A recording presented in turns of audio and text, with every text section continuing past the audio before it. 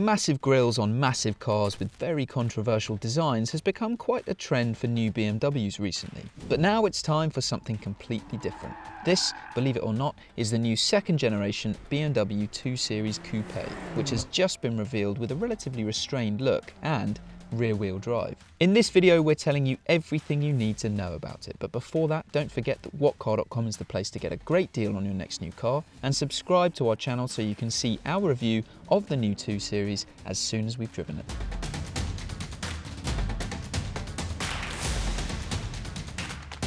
The 2 Series story starts with the 1 Series. The first 1 Series was released in 2004, and there were 1 Series Coupe and 1 Series Cabriolet versions spun off of it. But for the second generation 1 Series, the Coupe and Cabriolet versions of it took the 2 Series name.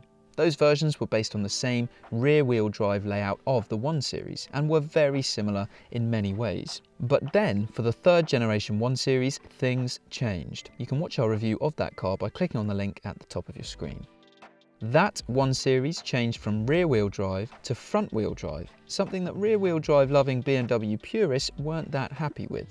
Although it should be pointed out that it resulted in, objectively, a better car overall. From that model, we then had the 2 Series Gran Coupe, which had 4 doors and was front-wheel drive like the 1 Series. Click the link to watch our review of that car. But now, BMW has given us a 2 Series Coupe, which is not based on the front-wheel drive 1 Series and instead retains rear-wheel drive as standard. It was actually developed partly in combination with the latest Z4 and is based underneath on the 3 Series and 4 Series.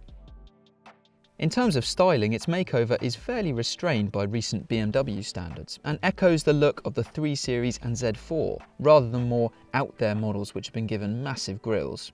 It retains a sporty look with more aggressive styling for the front and rear bumpers, as well as a wider and deeper front grille and thinner light clusters. The alloy wheels are available up to 20 inches in size.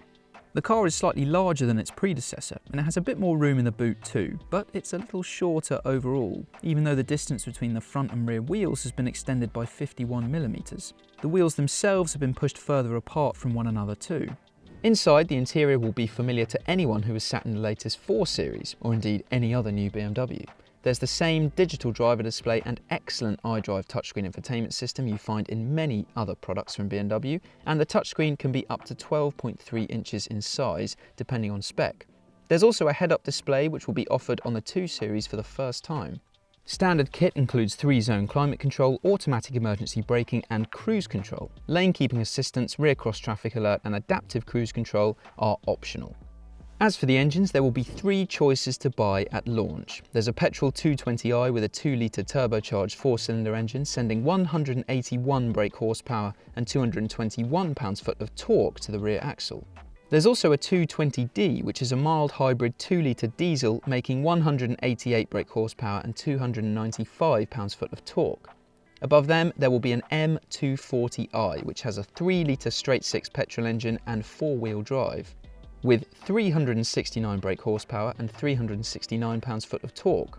This model hits 0 to 62 miles per hour in just 4.3 seconds. A 230i with 241 brake horsepower is expected to follow in summer 2022, and all models get an 8-speed automatic gearbox as standard. We aren't expecting to see any plug-in hybrid or electric variants of the 2 Series Coupe, but a full-fat M2 performance car is coming next year. It will offer as much as 420 brake horsepower from its 3-litre petrol engine and is expected to be offered with a 6-speed manual gearbox. Orders for the new 2 Series Coupe will begin in early 2022, with the 220i opening the lineup at £34,980, climbing to £36,900 for the 220d and £45,795 for the M240i.